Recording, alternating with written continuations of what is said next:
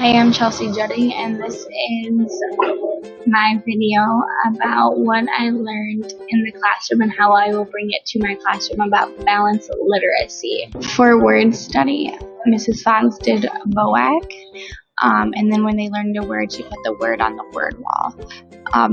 During this BOAC, they focused on phonemic awareness.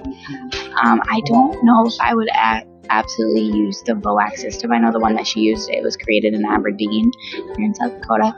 I would definitely find a different way of using word study, if that would be through strategy group or anything like that. During Mrs. Todd's interactive read aloud, she had the students come to the front desk per grade, and then they would interactively read their textbook for that day. In some ways, I will keep that by having them come to the desk and read together, but I would have them read out loud versus reading to themselves and then answering questions afterwards.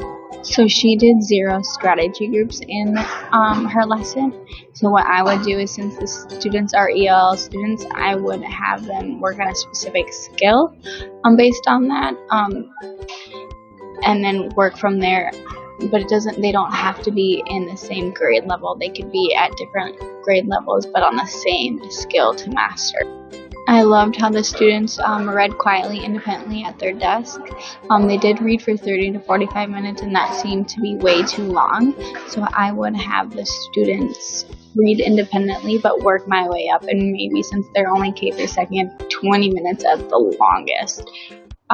And she also called her independent reading time daily 5, but she only gave them one choice, and that was to read independently. During this time, she didn't do any conferencing. She just had them do their AR quiz. So that was a formative assessment she used for the conference. But during this time, instead of working independently at her desk, I would go around and talk to at least a couple students to ask them to talk about their book and have them summarize what they've learned so far. I also didn't see this in the classroom. She kind of uses AR as a reading assessment, but she did say she assessed the students' reading abilities at the beginning of the year and at the end.